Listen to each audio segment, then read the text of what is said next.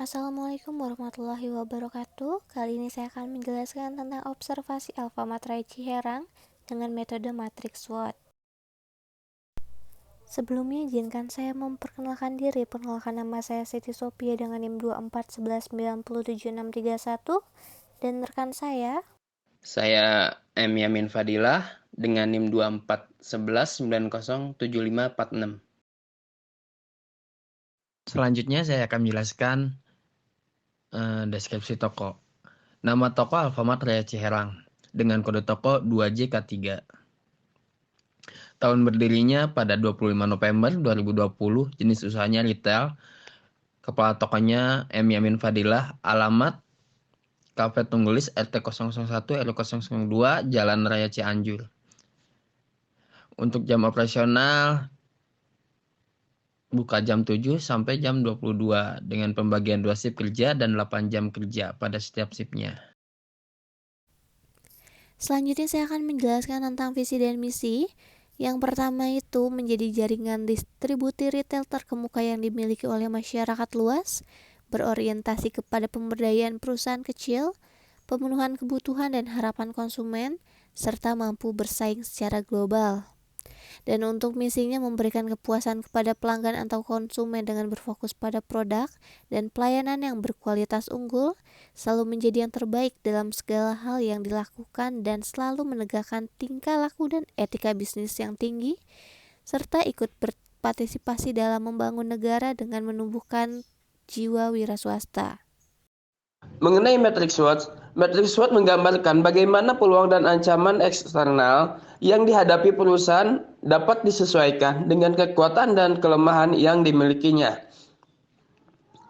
Jadi si perusahaan harus menyesuaikan perihal permasalahan, kelemahan dan kekuatan yang dimilikinya. Ada 4 alternatif strategi sebagai berikut. Yang pertama yaitu strategi SO. Strategi memanfaatkan seluruh kekuatan untuk memanfaatkan peluang. Jadi ketika perusahaannya punya manfaat yang baik, itu adalah sebagai peluang buat perusahaan juga. Yang kedua yaitu strategi ST. Sebagai strategi menggunakan kekuatan perusahaan untuk mengatasi ancaman. Jadi sebagaimanapun perusahaan harus mengatasi ancaman atau meminimalisir ancaman yang besar untuk menjadi ancaman kecil. Yang ketiga yaitu strategi WO. Strategi memanfaatkan peluang dengan cara meminimalisir kelemahan. Nah, ini yang sering dilakukan oleh para perusahaan, yaitu meminimalisir sebuah kelemahan dari kelemahan eksternal atau kelemahan internal. Strategi yang keempat yaitu strategi WT.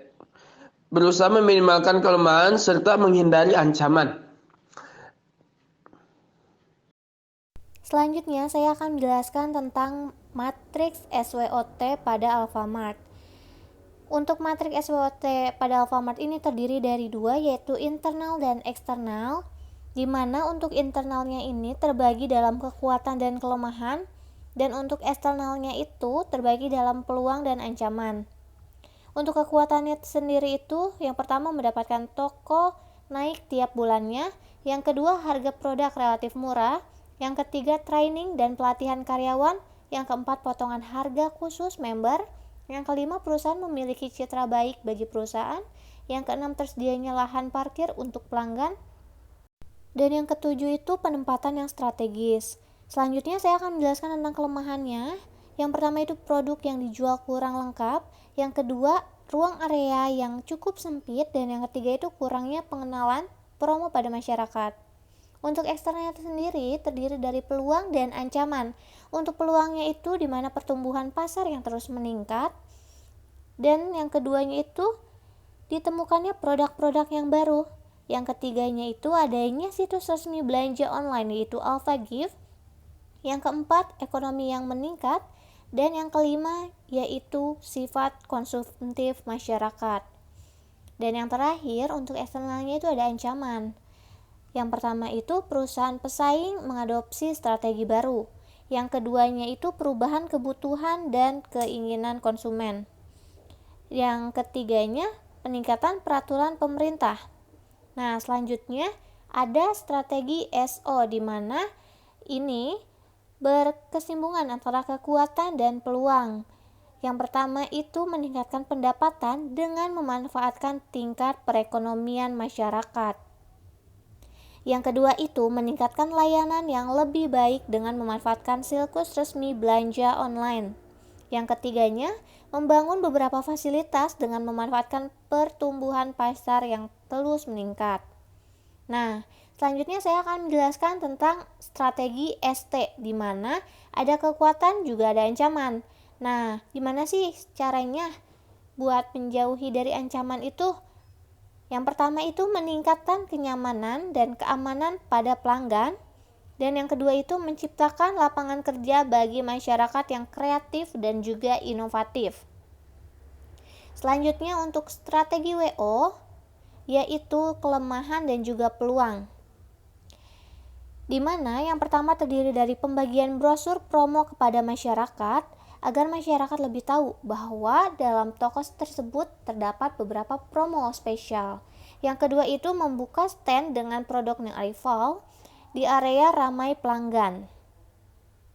Nah, yang terakhir itu strategi WT, di mana melakukan evaluasi baik internal maupun eksternal pada perusahaan. Metrik IP menjelaskan kekuatan, strength, dan kelemahan, weakness.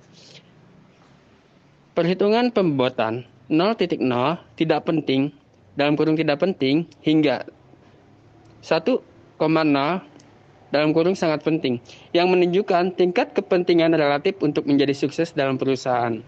Faktor yang dianggap sangat berpengaruh terhadap kinerja perusahaan diberi bobot lebih besar. Jumlah bobot sama dengan 1. Peratingan dibagi 1 kelemahan utama, 2 kelemahan kecil, 3 kekuatan kecil, dan 4 kekuatan utama. Peratingan berdasarkan pada perusahaan dan pembobotan didasarkan pada industrinya. Jadi setiap perhitungannya tergantung pada industri perusahaannya juga. Selanjutnya saya akan menjelaskan matrik IV pada Alfamart, di mana faktor internal ini menjelaskan tentang kekuatan, strength, dan kelemahan weakness. Nah, dalam kekuatan ini ada pendapatan toko yang naik tiap bulannya, harga produk relatif murah, training dan pelatihan karyawan, potongan harga khusus member, perusahaan memiliki citra baik bagi pelanggan, tersedianya lahan parkir bagi pelanggan, penempatan yang strategis. Dan ditemukan rating dan bobot. Bobot ini di mana kita ambil totalnya itu jadi 0,7, di mana kalau misalnya total dari kekuatan dan kelemahan itu harus 1. Nah, untuk skor itu diambil dari rating dikali dengan bobot, di mana kalau misalnya untuk faktor kekuatannya sendiri itu 2,43. Selanjutnya untuk kelemahannya, yang pertama produk yang dijual kurang lengkap, yang kedua ruang area yang cukup sempit,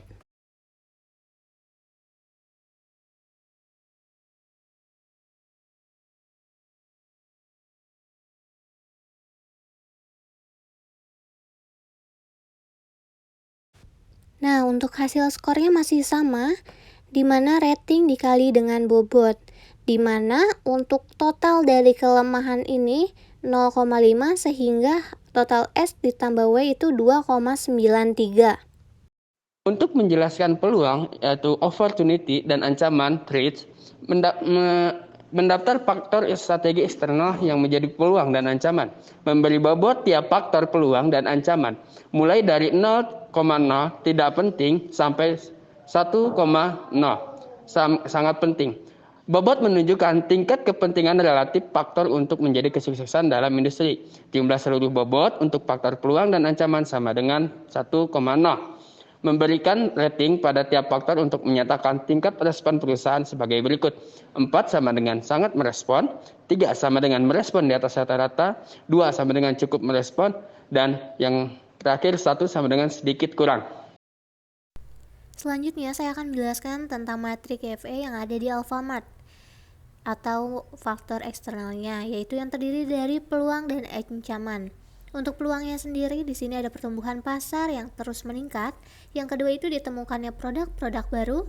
Yang ketiga adanya situs resmi belanja online yaitu AlphaGift. Yang keempat ekonomi yang meningkat. Dan yang terakhir itu sifat konsumtif masyarakat.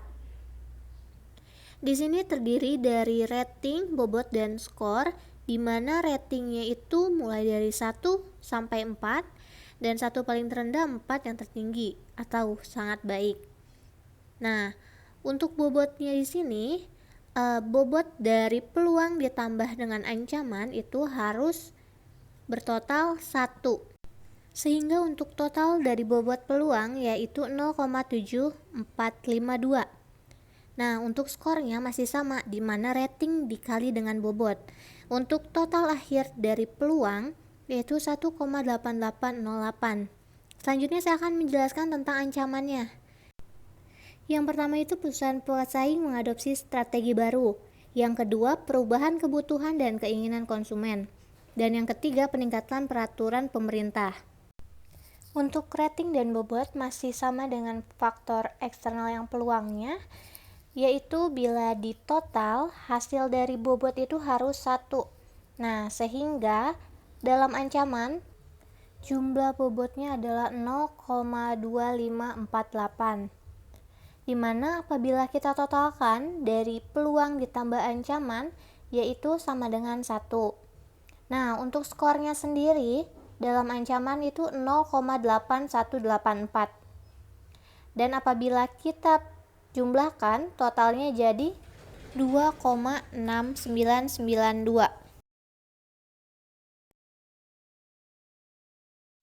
Nah, untuk selanjutnya saya akan menjelaskan matriks IE atau matching stage, di mana permatchingan antara total nilai EFE dan IFE.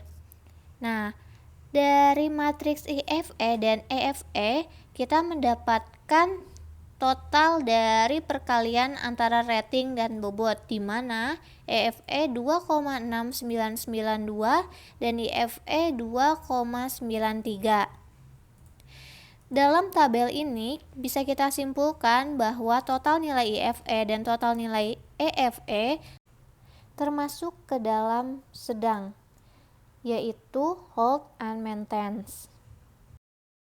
Sekian yang dapat saya sampaikan, kurang lebihnya mohon maaf apabila ada kesalahan, dan mudah-mudahan video ini bisa membantu Anda. Terima kasih atas perhatiannya. Wassalamualaikum warahmatullahi wabarakatuh.